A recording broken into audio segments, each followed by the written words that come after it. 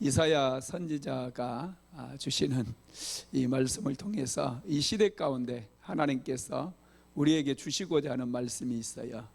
그 말씀을 받아 누리는 저와 여러분 되시기를 주님의 이름으로 축복합니다. 오늘부터는 이사야서 40장을 나누겠는데, 읽어보니까 어때요?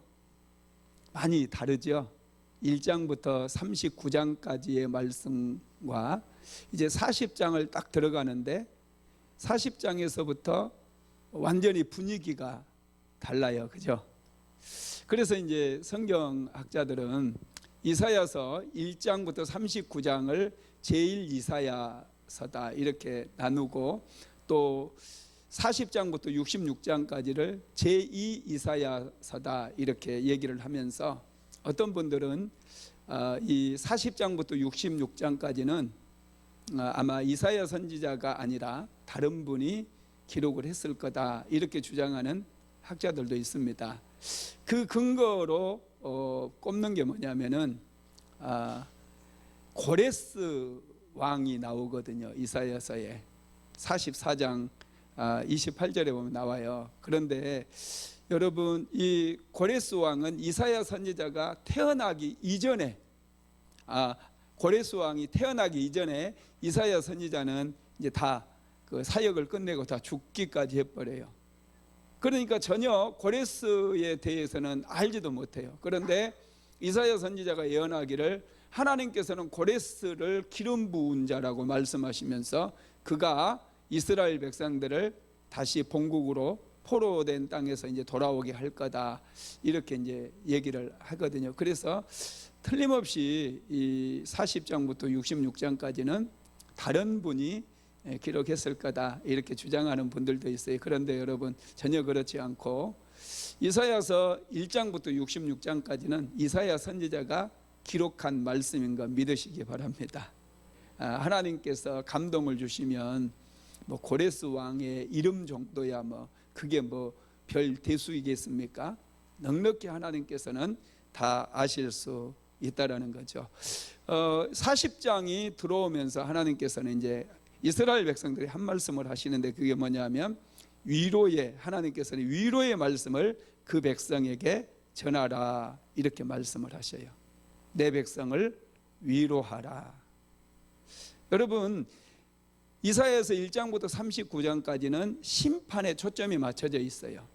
이스라엘 백성들의 불순종과 그들의 죄에 대한 책망과 심판에 대해서 초점이 맞춰져 있다면은 40장부터 66장까지는 이제 회복에 대한 말씀이 초점이 맞춰집니다. 그래서 이제 예수님께서 이 땅에 오시는 것도 회복에 속하기 때문에 예수님에 대한 예언도 성경에 기록이 되어 있어요. 이사야 선지자가 여러분 이렇게 이사야서 1장부터 66장까지 이렇게 쭉 기록했는데, 어떤 성경학자들은 1장부터 39장까지는 이 구약에 가깝고 40장부터 또 66장까지는 신약 성경 27권과 이렇게 가깝다 그렇게 얘기해서, 이사야는 성경의 축소판이라고 되어 얘기해요. 구약이 39권이잖아요. 그죠? 구약의 성경이 39권, 신약이 27권.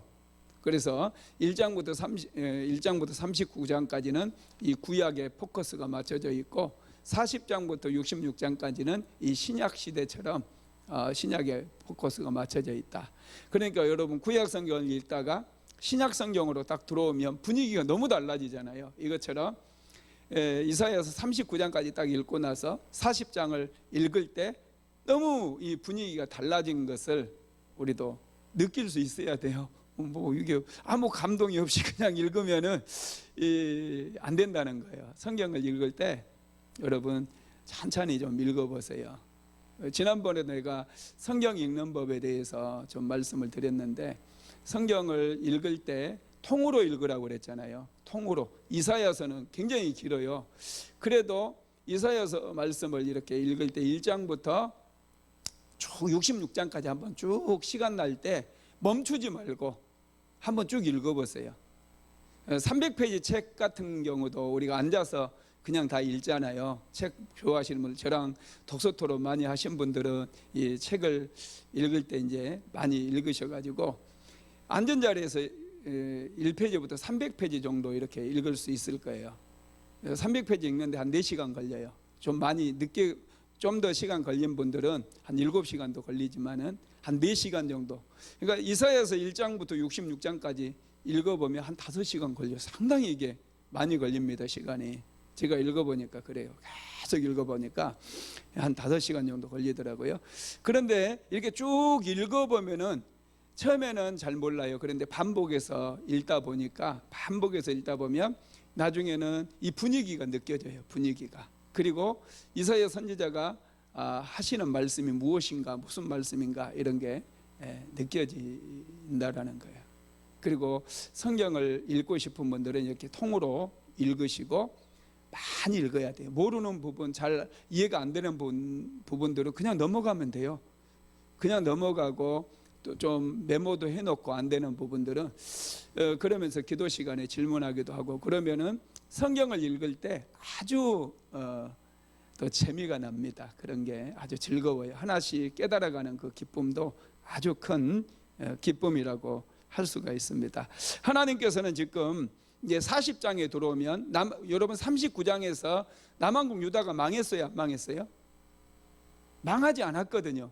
그죠?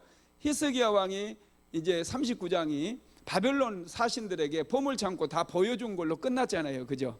그러면 남한국 유다는 끝나지 않았어요. 망하지 않았어요. 그런데 40장은 남한국 유다가 이미 망해버렸고 그들이 포로 생활하고 있는 그런 상황으로 넘어가 버리는 거예요. 바로. 그러면서 이제 포로 생활도 70년 만에 이제 끝낸다고 예레미야 선지자를 통해서 하나님께서 말씀하셨잖아요. 그러면서 하나님께서 이제 포로로 끌려갔는데 이 포로 생활의 때가 끝났다라는 것을 이사야 선지자에게 예언하라고 그래요. 그러면서 내 백성을 위로하라 이렇게 말씀을 합니다. 이제 포로의 시간들이 끝났기 때문에 하나님께서 죄를 용서해 주시고 그들을 다시 돌아오게 만들어 주신다는 거예요. 그러면서 내 백성을 위로하라. 그러면 하나님께서 포로로 끌려간 백성들에게 어떻게 위로하라고 말씀을 하셨을까요? 첫째는요, 노역의 때가 끝났대요. 한번 읽어봅시다. 1절에서 2절까지 시작. 너희의 하나님이 이르시되 너희는 위로하라. 내 백성을 위로하라. 너희는 예루살렘의 마음에 닿도록 말하며 그것에게 외치라. 그 노역의 때가 끝났고 그 죄악이 사함을 받았느니라. 그의 모든 죄로 말미암아 여호와의 손에서 벌을 배나 받았느니라 할지니라 하시니라. 아멘. 이스라엘 백성들이 나라가 망하고 바벨론의 포로로 끌려갔어요. 그리고 70년의 복역의 이제 때가 끝났어요. 하나님께서 그들에게 벌을 주시고 이제는 죄를 다 사해 주시겠다는 거예요. 그래서 이사야 선지자에게 너희는 내 백성을 위로하라 이렇게 말씀을 하시면서 이제 노역의 때가 끝났다는 거예요. 복역의 때가 끝났다는 거예요. 여러분 이제 죄를 지으면 우리나라 사람들은 감옥에 가잖아요. 죄가 밝혀지면 재판을 받아서 감옥에 가요. 감옥에 이제 예를 들면은 3년형을 받았다 그러면 복역이 끝나면은요 이게 죄값을 치른 게 돼서 감옥에서 나오게 되죠. 이것처럼 이스라엘 백성들이 하나님 앞에 불순종하고 죄를 범함으로 인해서 결국에는 그들이 나라가 망해버렸고 그들이 강제로 포로로 끌려갔어요. 이방 땅에서 그들은 말할 수 없는 고통을 당했고 흘린 눈물도 많아요. 밤마다 탄식을 하면서 잠을 이루지 못한 그런 세월들이 너무나 많아요. 이제는 그런데 그 노역의 때가 끝났다라는 거예요. 여러분 얼마나 이게 축복의 메시지고 위로의 메시지겠습니까? 그래서 너희는 예루살렘의 마음에 닿도록 외치라 그랬어요. 마음에 닿도록. 사람들의 마음이 그게 이제 사람들의 마음에 닿도록. 이게 무슨 말이냐면 마음으로 깨닫고 받아들일 수 있도록 그렇게 외쳐라 이렇게 말씀을 하고 있습니다. 이제 노역의 때가 끝났으니까 그들은 더 이상 그 바벨론 땅에서 포로 생활할 필요도 없어요. 죄인처럼 감옥에서 복역할 필요가 없어요. 하나님께서 죄를 사해 주셨고 이제 노역의 때가 끝났기 때문에 그들은 다시 예루살렘으로 돌아올 수가 있는 것이죠. 이건 정말 놀라운 은혜의 소식이고요, 축복의 소식이라는 거예요. 예수님께서는 저와 여러분에게도 죄 종살이에서 해방되었다고 말씀하는 거예요. 죄를 지으면 반드시 그 죄는 여러분 이 죄값을 치러야 돼요. 그런데 예수님께서 저와 여러분을 대신해서 죄값을 치러주시고 이제는 복역의 때가 끝났다고 말씀하시는 거예요. 우리는 그 제사함 받은 그 기쁨을 누리면서 살아야 될 줄로 믿습니다. 저랑 사모랑 둘이서 교회를 개척하고 한 20년 동안 치열하게 인생을 살았어요. 매일마다 밤에 기도하러 나오고 어쩔 때는 밤새워서 기도하고 새벽에도 기도하고 20년 정도 이렇게 기도를 했거든요. 계속 기도했어요. 근데 사모가 그러다 보니까 막 몸도 아파버리고 엄청 건강이 무너지니까 힘들었어요. 심지어는 여러분 물도 잘 못 마셨어요. 사모가 그거 잘 모르시죠? 물도 못 마셔요. 밥을 못 먹고요, 빵 한 조각 먹고 산 적이 있어요. 극심한 이런 스트레스, 전쟁 가운데 살다 보니까 그게 이제 다른 전쟁이 아니라 영적인 전쟁 가운데 살다 보니까 아주 이게 이 마음도 힘들고 모든 면에서 힘든 그런 시기가 있었어요. 근데 이쪽으로 이사를 오고 나서 또 그렇게 치열하게 이제 계속 우리는 전쟁하듯이 인생을 살았는데 하나님께서 그러시더래요. 전쟁은 끝났다. 편안하게 살아라. 이렇게 말씀을 하시더래요. 전쟁이 끝났다는 거예요. 그 말씀을 이제 사모가 하나님의 음성으로 듣고 저에게 말해주는데요. 저에게 그렇게 평강이 임하더라고요. 전쟁이 끝났네? 할렐루야. 그래서 지금도 좀 마음이 조급해지고 뭔가 이렇게 뜻대로 잘 안 되는 일들이 항상 있잖아요. 우리 삶을 살다 보면은 그럴 때마다 저도 혼자서 그래요. 전쟁 끝났어. 말라고 전쟁터에서 사는 것처럼 그렇게 총알이 빗발치는 전쟁터에서 살려고 그러니 전쟁 끝났어 이러면요 이상하게 마음이 다 가라앉으면서 평안이 찾아와요. 신기하죠? 여러분 전쟁 끝났어요. 이제 여러분들 가정에서는 어떤 경우 이제 영적 전쟁이 치열하게 진행되는 가정도 있습니다. 그런 가정에서는 기도할 때 치열하게 해야 돼요. 마귀는 절대로 안 봐줘요. 목사고 장로고 전도사고 안수집사고 안 봐줘요. 마귀는 누구도 안 봐줘요. 그냥 막 맹공을 퍼부어버릴 때가 있어요. 그럴 때는 정말 깨어서 치열하게 마귀와 한판 붙어야 돼요. 치열하게 싸워서 승리를 거둬버려야 돼요. 그런데 계속해서 인생을 그렇게 치열하게 살면 주변에 있는 사람들이 얼마나 힘들겠어요. 위태위태하잖아요. 막 총알이 빗발치는 전쟁터에서 매일마다 막 전쟁에 치열하게 사는 사람 옆에 있으면 얼마나 피곤하겠어요. 여러분 그래서 이 전쟁도 영적 전쟁도 여러분 빨리 승리로 이끌어 버리시고요. 전쟁 끝났다라고 하는 하나님의 음성을 듣고 이제 뭘 해도 되는 평안하게 그렇게 살아가는 그런 인생들이 되시기를 주님의 이름으로 축원합니다. 하나님께서는 이렇게 이스라엘 백성들에게는 노역의 때가 끝났대요. 이제는 너희들이 종살이 할 때 포로로 살아갈 때 이제 끝났다는 거예요. 다시 하나님께서는 이제 자녀의 신분을 회복시켜 주겠다는 거예요. 이스라엘의 백성들의 신분을 왕같은 제사장으로 이제는 회복시켜 주시겠다는 거예요. 이거 얼마나 놀라운 은혜고 얼마나 놀라운 축복입니까? 미국의 여러분 노예 해방 링컨 대통령이 했잖아요. 노예가 해방되는 것과 동일한 그런 여러분 감동, 그런 축복이에요. 저와 여러분이 제 종살이에서 해방된 것도 그것보다 더 큰 그런 은혜고 축복인 거 믿으시기 바랍니다. 그래서 이제 내 백성을 위로하러 하시면서 첫 번째로 하셨던 말씀이 노역의 때가 끝났다, 이런 말씀을 주셨어요. 이제 끝났다는 거예요. 두 번째로는 모든 육체가 여호와의 영광을 보게 될 것이다, 이 말씀을 주셨어요. 이 말씀으로 백성들 위로하라는 거예요. 자, 한번 읽어봅시다. 이사야서 40장 3절로 5절입니다. 외치는 자의 소리여 이르되 너희는 광야에서 여호와의 길을 예비하라. 사막에서 우리 하나님의 대로를 평탄하게 하라. 골짜기마다 도두어지며 산마다 언덕마다 낮아지며 고르지 아니한 것이 평탄하게 되며 험한 곳이 평지가 될 것이요 여호와의 영광이 나타나고 모든 육체가 그것을 함께 보리라. 이는 여호와의 입에 말씀이니라. 아멘. 외치는 자의 소리여 그랬어요. 여러분, 외치는 자의 소리는 길을 여는 사람을 얘기해요. 왕이 지나갈 때 멀리 한 100m 앞에서 먼저 사람들이 지나가면서 왕이 지나가신다 막 그러면서 길을 물러거라 그러잖아요.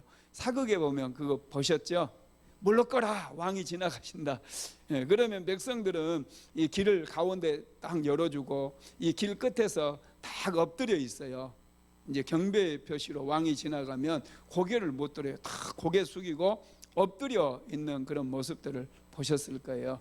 지금 외치는 자의 소리여, 이것은요, 그 길을 여는 그런 사람을 얘기합니다.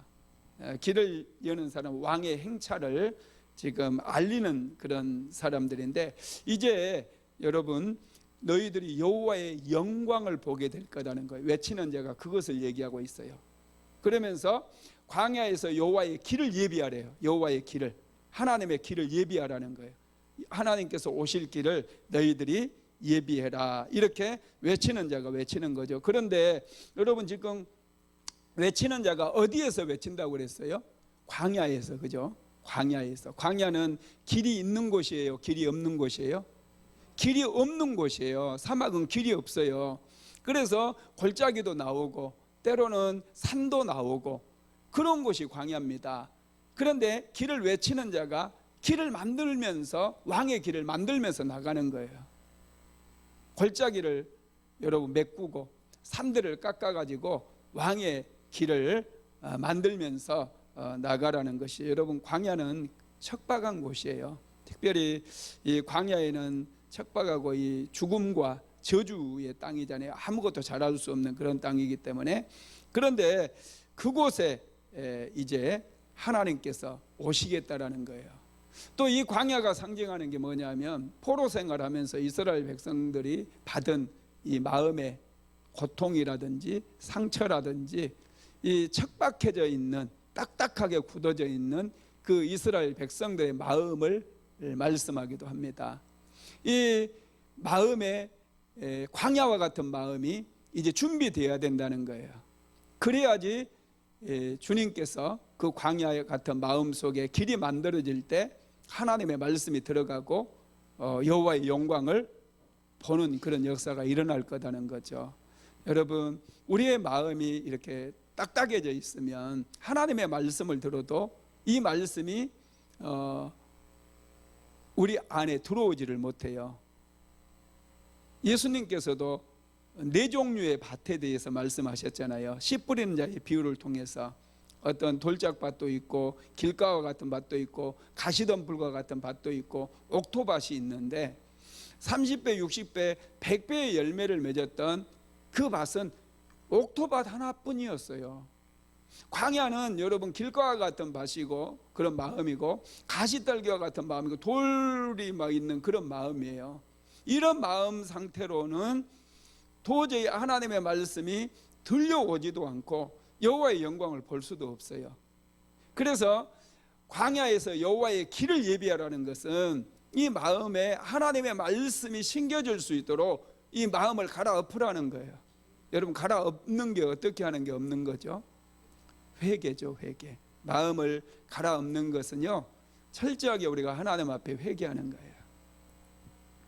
이스라엘 백성들이 포로 생활하면서 복역의 때는 끝났어요. 그렇지만 그 안에서 또 그들의 마음이 딱딱하게 굳어져 있고 하나님에 대한 또 원망도 있지 않았겠습니까? 포로로 하나님께서는 분명히 우리를 선택하셨고 믿음의 조상들까지 주시면서 우리가 하나님의 자녀고 하나님의 백성이라고 하셨는데, 도대체 어떻게 우리가 그 하나님을 알지도 못하는 이방인들에게 나라가 망해버리고 그 이방 땅에 끌려가서 이렇게 우리가 고생을 해야 되는가? 그런 것 때문에 마음이 딱딱하게 굳어져 있을 수 있거든요. 그런 마음을 하나님께서는 회개하기를 원하신다는 거예요. 저와 여러분도 마찬가지예요. 우리 마음에 하나님의 말씀이 잘 들어오고 잘 심겨지고, 그래서 이 말씀이 30배, 60배, 100배의 열매를 맺기 위해서는 회개하는 게 필요해요. 그러니까 여러분 기도할 때마다 하나님 앞에 회개하십시오. 내가 더 하나님 사랑하지 못한 거, 하나님께 감사하지 못했던 거, 이런 것들마저도 차분하게 생각해 가면서 회개하고, 또 특별히 기도할 때 하나님 나에게 부드럽고 따뜻한 마음을 주세요, 이런 거 기도해야 돼요. 우리 마음이 좀 차갑고 딱딱하고 그렇잖아요. 가시도 많고, 이런 부분들을 하나님 앞에 이렇게 올려드리면서 우리가 기도하다 보면 이 우리 마음에 있는 광야와 같이 골짜기가 막 메꾸어지고, 또 높아져 있는 그런 교만한 마음들이 또 깎이게 되어지고, 그래서 하나님께서 우리에게 말씀을 주실 때 그 말씀이 우리 안에 열매를 맺고 풍성하게 열매를 맺는 그런 놀라운 역사들이 있게 된다는 것이죠. 이렇게 이제 준비된 마음에 어떻게 되느냐, 여호와의 영광이 나타나고 그 모든 육체가 그것들을 함께 보리라 그랬어요. 40장 5절 한번 다시 읽어볼까요? 이사야서 40장 5절 시작. 여호와의 영광이 나타나고 모든 육체가 그것을 함께 보리라. 이는 여호와의 입에 말씀하셨느니라. 아멘. 이 광야같이 척박한 또 황폐한 이런 마음이 따뜻하고 부드럽게 바뀌고 겸손한 마음으로 바뀌게 될 때 거기에 여호와의 영광이 나타난다는 거예요. 왜냐하면 하나님의 말씀이 심겨지고 이 말씀이 꽃이 피고 열매가 맺을 수 있기 때문에 그래요. 그래서 모든 육체가 그것을 보게 된다. 그것을 함께 보리라, 이런 말씀을 하고 있습니다. 이스라엘 백성들에게 여러분 가장 중요한 것은요, 여호와의 영광이 나타나는 거예요. 여호와의 영광이 나타나는 것, 이것은 이스라엘 백성들이 정말 갈망하는 거고 소망하는 것입니다. 여러분, 그런데 이 여호와의 영광으로 오신 분이 누구죠? 예수님이시잖아요. 그 외치는 자의 소리로 오셨던 분이 세례 요한이에요.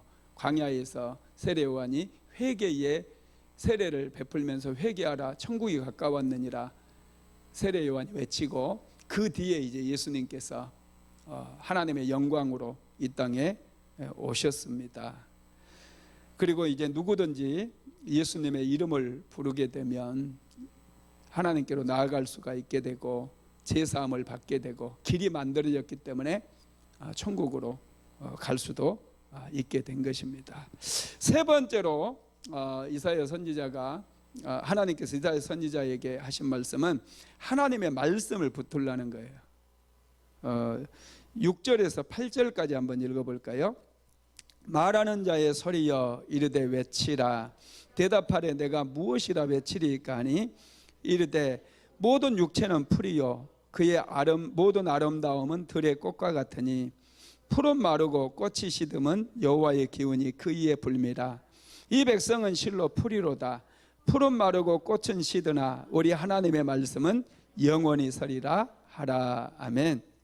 하나님께서 말하는 자에게 외치라고 명령을 하시면서 무엇을 외쳐야 합니까? 이렇게 이사야 선지자가 질문을 하잖아요. 그때 하나님께서 모든 육체는 풀이요 그의 모든 아름다움은 들의 꽃과 같으니 풀은 마르고 꽃이 시듬은 여호와의 기운이 그 위에 불미라. 이 백성은 실로 풀이로다 하면서 다시 풀은 마르고 꽃은 시드나 우리 하나님의 말씀은 영원히 서리라, 이렇게 말씀을 하십니다.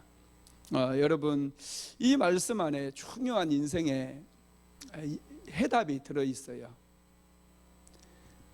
세상에는 여러분 우리에게 필요한 모든 것이 다 있는 것처럼 느껴지잖아요. 지식도 있죠, 세상에. 그 다음에 명예도 있죠, 돈도 있죠. 그래서 사람들은 성공하기 위해서, 세상에서 성공하기 위해서 이것들을 막 쫓아가는 거예요.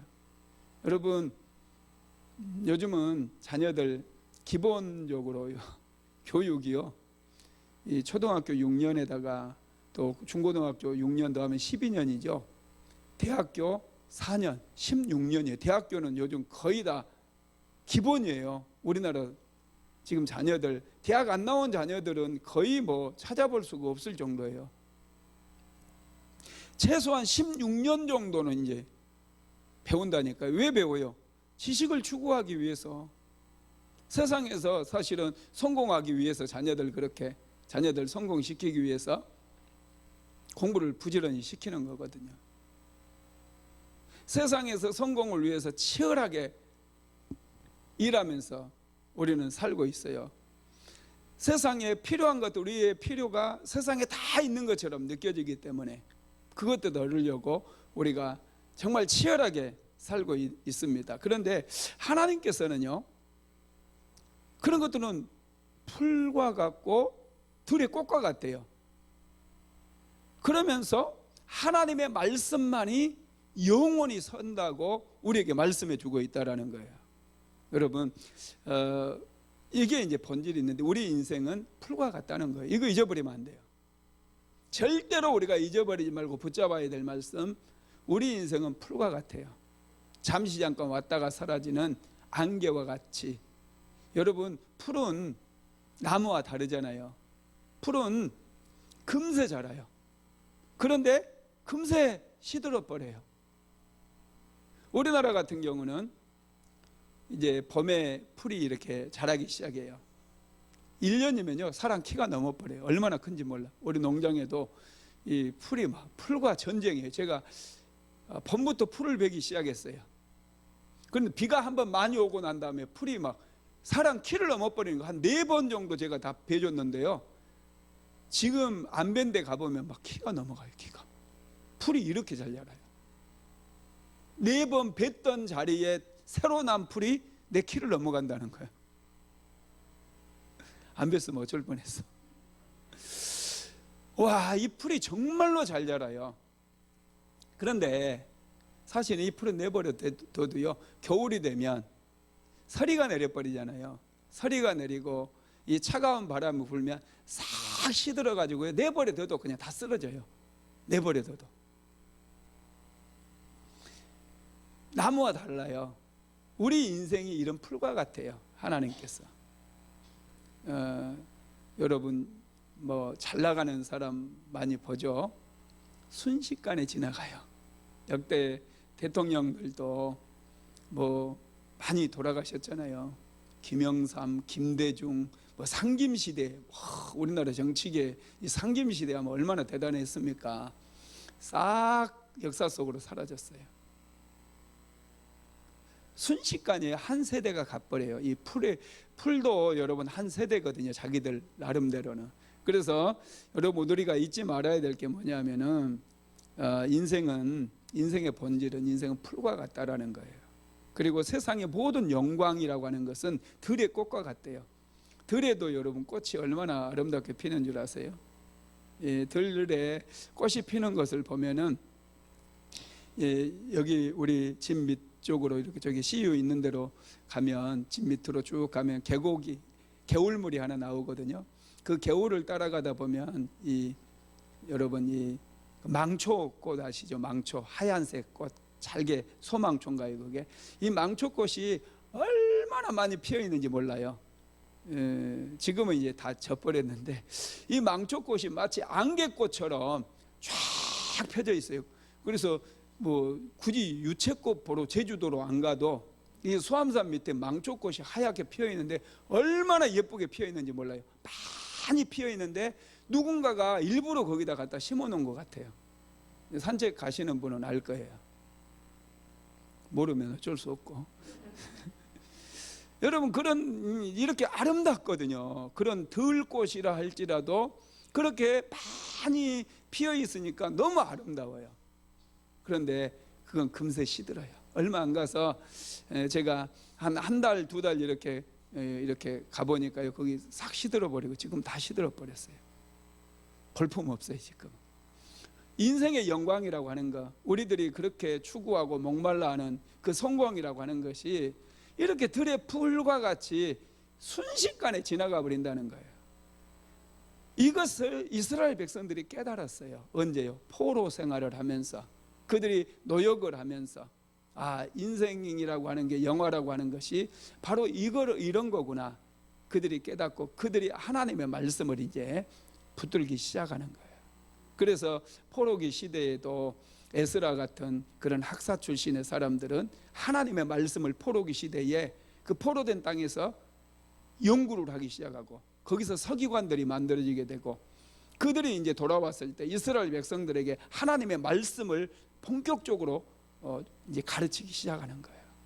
하나님의 말씀만 영원히 산다고 말씀을 하고 있습니다. 여러분, 그렇습니다. 사람들도 능력은 정말 탁월하잖아요. 건물을 하나 지어도 얼마나 요즘은 미적 감각을 살려서, 디자인을 살려서 멋지게 짓는지 몰라요. 자동차만 해도 몇 년마다 여러분 새로운 디자인들이 나오죠. 또 옷도 유행하는 옷들 보면 사람들이 정말 탁월합니다. 아주 마치 신과 같아요, 사람들도. 그런데 사람의 영광이라고 하는 것은 들의 풀과 같다라는 거, 한 시대가 가요. 지금 조영규 목사님께서 어제 소천을 하셨거든요. 조영규 목사님, 여러분 얼마나 대단하신 분인지 잘 모르시죠? 정말 대단하신 분이에요. 세계 기독교 역사에서 가장 위대한, 지금까지 태어나셨던 모든 분들 다 합해도 사실은요, 이 조영규 목사님만큼 그렇게 많은 일을 하신 분이 많지 않아요. 몸도 아프신 중에도 지구를 150바퀴를 돌 정도로 그렇게 선교 사역을 하셨고요. 많은 분들 치유하셨고요. 또 어떻게 70만 성도, 안산시 인구 전부 해봤자 지금 65만밖에 안 돼요. 70만 성도를 세울 수 있는 게 어떻게, 누가 감히 그런 일을 할 수 있겠어요? 여러분, 그 여의도 순복음교회 출신들이요, 서울의 대형 교회 가가지고 그 교회 전도 뭐 다 하고 그래가지고 그런 교회들이 또 대형 교회가 되고 그랬던 거예요. 여의도 순복음교회 영향을 많이 받았어요. 온누리 교회라든지 사랑의 교회, 또 명성교회, 이런데 전부 여의도 순복음교회 성도들이 이제 은혜 받고 가가지고 거기서 막 불쏘시개들이 돼가지고 전도하고, 그래서 대형 교회다 만들어 놓은 거거든요. 정말 조영규 목사님 정말 대단하신 분이에요. 아주 훌륭하신 분이죠. 그런데 이제 조영규 목사님도 연세가 드시니까 2000년대 그렇게 설교도 잘하시고 말씀도 잘하시고 기도만 하면 막 능력이 나타나고 기적이 나타났던 분인데, 2000년대 초반에 이제 제가 또 거기서 예배 드릴 때가 있었는데, 잠깐 한 1년 정도 다시 이제 제가 원래 여의도 순복음교회 출신이니까 거기 가서 예배 드렸는데, 그때만 해도 영성이 영 떨어지셨더라고. 근데 지금은 작년에 이제 뇌출혈로 쓰러지셨다가 이제 소천을 하셨는데, 여러분 한 시대가 가버린 거예요. 그렇게 물론 하나님께서 다 받으셨죠. 목사님 하시는 일은 다 받으셨어요. 헛된 일은 절대로 아니에요. 제가 헛되다고 한 얘기가 아닙니다. 그런데 그런 것도 우리 인생이라고 하는 게 순식간에 지나가 버리고 그 영화는 다 잊혀져 버려요. 순식간에 다 잊혀져 버린다는 거예요. 그러니까 우리가 여러분 하나님 안에서 살아갈 때에 항상 그런 생각을 해야 됩니다. 우리는 인생이 너무 짧아요. 너무 빨리 늙어버려요. 너무 빨리 죽을 수밖에 없는 그런 인생이에요. 꽃은 시들고 여러분 풀이 마르고 얼마나 빠르게 말라버립니까? 꼭 그렇게 끝난다는 것이죠. 그래서 하나님께서 이 외치는 자에게 크게 외치라고 말씀을 하시는데요, 이사야서 40장 7절 한번 읽어볼까요?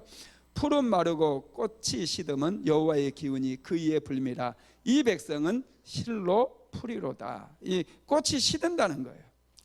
풀은 마르고 꽃이 시들 때가 있다는 거예요. 여호와의 기운이 그 위에 붐다라는 것이죠. 여러분, 이스라엘 땅에는요, 꽃이 시들고 꽃이 떨어지고 풀이 시드는 게 우리나라랑 달라요. 우리나라는 추운 날씨 때문에 그게 시들어 버리거든요. 날씨가 바뀌면서 서리도 내리고 그러니까 그냥 얼어서 이제 죽는 거예요.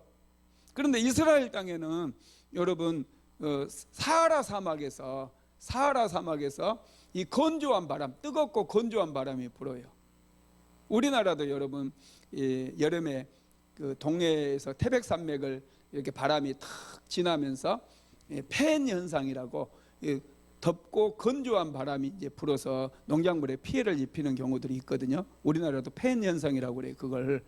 그런데 이 이스라엘 땅에는 뜨겁고 이 건조한 바람이 이 사하라 사막에서부터 이렇게 불어와요.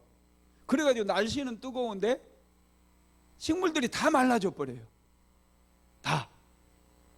고온 건조하기 때문에 비도 잘 내리지 않고, 그래서 풀이 싹 메말라 버립니다. 여러분, 우리 인생이 풀과 같다라는 거 절대로 잊어버리면 안 돼요. 스티브 잡스 같은 사람도 제가 지난번에도 말씀드렸는데 8조 5천억이라고 하는 어마어마한 유산을 남기고 죽었거든요.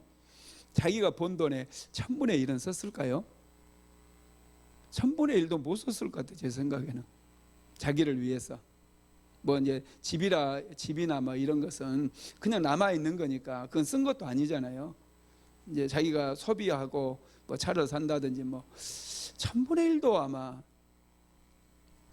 그런데 그 돈 벌려고 얼마나 그분이 애를 쓰고 애를 썼어요. 그래서 췌장암에 걸렸잖아요. 스트레스, 극심한 스트레스에 시달리면서. 이건희 회장 역시도 마찬가지고요. 항상 우리가 인생을 살아가면서 중요하게 여겨야 될 게, 인생은 풀과 같다라는 거. 이것을 항상 생각하고 하나님 앞에 겸손해야 될 줄로 믿습니다. 하나님께서는 이 백성이 실로 진실로라는 뜻이에요. 진실로 풀이로다, 이렇게 말씀했어요. 이 백성은 저와 여러분 진실로 풀이다는 거예요. 실로라고 하는 말은 진실로라는 뜻이에요. 진실로 하나님께서 우리에게 말씀하시는데 우리는 풀과 같은 그런 인생이라는 거죠. 잘난 척해도 여러분 별거 없습니다. 그냥 겸손하게 사는 것, 그것이 하나님 보시기에 참 아름다운 일이라고 할 수 있습니다. 그래서 우리 풀과 같은 인생이 우리가 살 수 있는 비결은 하나님의 말씀을 붙드는 거예요. 어떻게 해서든지 우리가 하나님의 말씀을 붙잡아야 돼요. 왜냐하면 이 말씀 안에 생명이 있기 때문에 그래요. 하나님의 말씀 안에 우리를 살리는 생명이 있고 영생이 있기 때문에 그렇다는 거죠. 그래서 베드로 사도는 이렇게 말을 합니다. 베드로전서 1장 23절로 25절에 보면, 너희가 거듭난 것은 썩어질 씨로 된 것이 아니요 썩지 아니할 씨로 된 것이니 살아있고 항상 있는 하나님의 말씀으로 되었느니라. 여기까지만 봅시다. 하나님의 말씀으로 우리가 되었다는 거예요. 우리가 거듭난 것이 썩어질 씨로 된 게 아니에요. 세상의 성공으로 우리가 거듭난 게 아니에요. 세상에서 많은 돈을 벌어서 우리가 거듭난 게 아니에요. 하나님의 말씀으로 우리가 거듭났다라는 거예요. 그러면서 이제 이사야에서 우리가 지금 본문 말씀 그걸로 연결되거든요. 그러므로 모든 육체는 풀과 같고 그 모든 영광은 풀의 꽃과 같으니 풀은 마르고 꽃은 떨어지되. 이 베드로 사도가 아주 이 이사야에서 이 말씀을 제대로 해석을 한 거예요. 여러분, 그렇습니다. 하나님의 말씀이 우리를 날로 새롭게 만들어요. 하나님의 말씀이 우리의 영을 강하게 만들어요. 우리의 믿음을 강하게 만들어요. 우리가 영적으로 살아나게 만들 뿐만 아니라 이 혼탁한 세대 속에서 하나님의 영광을 위해서 살아갈 수 있도록 만드는 것은 오직 하나님의 말씀이라는 것을 믿으시기를 바랍니다. 여러분, 하나님의 말씀이 없는 사람은요 썩는 거예요. 제가 군대 갔을 때, 군대 가기 전에도 그러고 군대 갔다 왔을 때도 그러고 이제 그 주변에서 군대 갔다 오신 분들이 하는 말을 들었는데, 군대에서 3년 동안 썩고 왔어, 이런 얘기를 하더라고요. 여러분 들어보셨어요? 또 병원에서 불의의 사고를 당해가지고 병원에 이제 한 몇 년 동안 입원해 있는 분들은 나 병원에서 몇 년 썩고 왔어, 뭐 이런 얘기를 해요. 그런데 여러분, 군대에서도 우리는 안 썩을 수 있어요. 하나님의 말씀을 붙잡고 하나님의 말씀을 묵상하면서 이 말씀을 먹게 되어지면은 이 남들은 썩는 그 시간에 오히려 새로운 꿈을 꾸고 하나님께 기도하면서 더 놀라운 인생의 그림을 그려가지고 나올 수 있다라는 거예요. 병원에서도 마찬가지예요. 똑같이 똑같은 병실에서 똑같은 시간 입원해 있다 할지라도 어떤 사람은 하나님의 말씀을 붙들었어. 그랬더니 그 말씀에 감동을 받고 그 말씀 때문에 위로받고 그 말씀 때문에 새로운 비전을 받는 그런 시간. 여러분, 그런 시간이 어떻게 썩는 시간이겠어요? 나를 살리는 시간이고 내 인생을 획기적으로 변화시키는 그런 시간이 될 수 있다는 거예요. 오늘 저와 여러분도 마찬가지, 동일한 시간 우리는 시간을 썩힐 수 있어요. 그렇지만은 이 시간 동안에 하나님의 말씀을 붙든 사람들은 시간을 썩히는 것이 아니라 이 시간이 나를 살리는 시간이고 나를 회복시키는 시간이고 나의 영이 깨어나는 시간이고 하나님을 더 많이 알아가는 그런 시간이 되어지고 하나님께 복된 시간이 될 수 있다는 거예요. 내 인생을 축복으로 세우는 그런 시간이 될 수 있다는 거 믿으시기 바랍니다. 그래서 하나님의 말씀을 붙잡는 사람은 절대로 망하지 않는다는 거예요. 네 번째로 이사야 선지자에게 하나님께서 하신 말씀은 하나님을 바라보라고 말씀합니다. 자, 이사야서 40장 9절 말씀 한번 읽어볼까요? 아름다운 소식을 시온에 전하는 자여, 너는 높은 산에 오르라.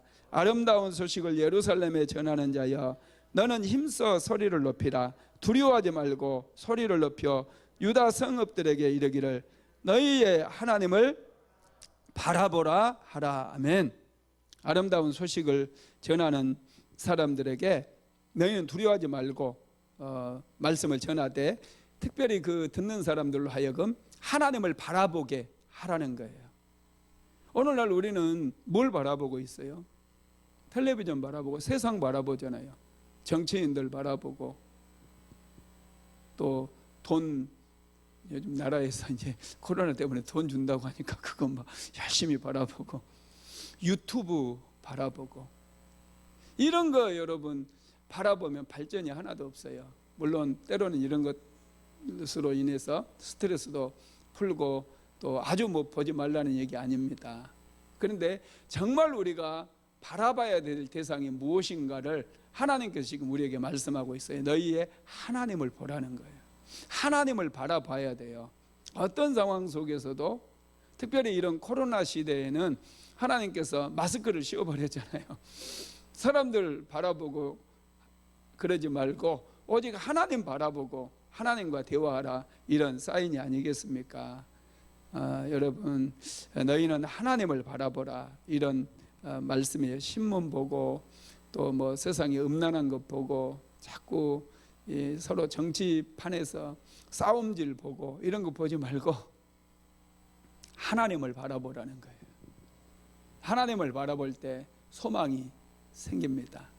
하나님을 바라볼 때 여러분 우리 안에 기쁨이 찾아오게 되는 것이죠. 이 새로운 것은요, 이 정치판이라든지 또 유튜브를 봐도 항상 새로운 거에 없어요. 우리는 뭔가 새로운 것을 갈망하거든요. 하나님의 형상을 따라서 만들어졌기 때문에 새로운 것을 갈망해요, 사람들은. 그래서 새 아파트 그렇게 좋아해요. 새 아파트, 그래서 가격이 자꾸 올라요. 옆에 있는 이 같은 아파트보다 한 2억이 비싸도 새 아파트로 가요, 사람들이. 그 리모델링 하면은 한 5천만 원 주면 리모델링 1억 5천만 원 남는데 그래도 새 아파트 가더라고요. 사람들이 새 것을 그렇게 좋아해요. 또 차도 잘 타고 다니다가 새 차 나오면은 와 좋네 하고 새 차 사요. 예, 그런 차들은 소모품이잖아요. 그래도 새 것 좋아해요. 옷도 그렇고요. 스마트폰도 이 새로 만든 거 뭐 주기적으로 바꾸는 분들도 있고 그러잖아요. 사람들은 항상 새 것을 좋아하는데 바꿔보세요, 여러분. 그게 그거예요. 별거 없어요. 뭐 새 아파트 들어간다고 화장실이 뭐 천장에 매달려 있다거나 그런 일 없어요. 똑같아요. 문이 뭐 자동으로 그냥 싹 지가 지나가 이런 거 없어요. 다 똑같아요. 그런데도 사람들은 자꾸 새 것을 갈망을 하거든요. 그런데 새 것은, 진정한 새 것은 하나님에게서 나오는 거예요. 하나님을 바라볼 때 우리가 새 것을, 하나님께서 새로운 것을 우리에게 주시는 거, 헤아려는 여러분 새 것이 없습니다. 새로운 것은 오직 하나님으로부터 나온다라는 것을 알아야 됩니다. 그래서 우리가 하나님을 바라보게 될 때 하나님께서 우리 인생을 책임져 주셔요. 그게 이제 10절로 11절에 나왔는데요. 한번 읽어봅시다. 이사야서 40장 10절로 11절. 보라, 주 여호와께서 장차 강한 자로 임하실 것이요 친히 그의 팔로 다스릴 것이라. 보라, 상급이 그에게 있고 보응이 그의 앞에 있으며 그는 목자같이 양떼를 먹이시며 어린 양을 그 팔로 모아 품에 안으시며 젖먹이는 암컷들을 온순히 인도하시리로다. 아멘. 여호와께서 장차 강한 자로 임하실 것이고 친히 그의 팔로 다스리겠다, 이런 말씀을 주고 계십니다. 여러분, 하나님께서 강한 자로 오셔서 우리를 지켜주시고 또 악한 자들을 다 쫓아내버리시는 거예요. 악한 자가 누굴까요? 마귀 있죠. 또 죄, 또 우리를 죄에 빠뜨리는 이 불신앙, 이런 것들을 하나님께서 다 물리쳐 주시고 우리를 품에 안으셔서 인도해 주시겠다, 이런 말씀입니다. 말씀을 마무리하겠습니다. 하나님께서는 우리가 세상을 살면서 오직 하나님 말씀을 붙들기를 원하세요. 말씀을 붙들어야 돼요. 다른 거 없어요. 이스라엘 백성들이 70년 포로 생활을 이제 마쳤어요. 복역의 때가 끝났다고 하나님 말씀하셨어요. 지금 그 끝난 시점에서 하나님께서 하시는 말씀이 너희들의 인생을 알라는 거예요. 인생은 들의 풀과 같다. 들에 피는 꽃과 같다. 풀은 금방 시들어 버리고 꽃도 금세 떨어져 버린다는 거예요. 그런데 하나님의 말씀은 영원히 있다는 거예요. 너희들이 추구하고 너희가 붙잡아야 될 것은 돈이 아니고 명예가 아니고 권세가 아니고 하나님의 말씀이라는 거예요. 이 말씀 붙들 때 비로소 살 수 있고 영원한 생명을 얻을 수 있고 하나님께서 주시는 평강을 누릴 수 있다라는 것이죠. 그러면서 세상을 바라보지 말라고 그래요. 세상 사람들 바라보고 그들의 삶을 부러워하지 말고 하나님의 말씀을 붙잡는 길이 승리의 길이고 축복의 길임을 다시 한번 말씀합니다. 그러면 예수님은 여러분 가장 낮은 자의 모습으로 오셨잖아요. 세상에서 가장 낮은 자, 가난한 목수의 아들로 태어났는데 그것도 마국간에서 말구유에 정말로 낮고 천한 곳에 이렇게 내려오셨습니다. 세상의 힘이 아니라 하나님의 은혜로 이렇게 보호받고 또 하나님께서 맡겨주신 일을 감당하기 위해서 그랬습니다. 저와 여러분 역시도 말씀을 붙들고 살 때 진정한 승리를 거둘 수 있음을 다시 한번 생각하시고 오늘도 말씀을 붙잡는 저와 여러분 되시기를 주님의 이름으로 축복합니다.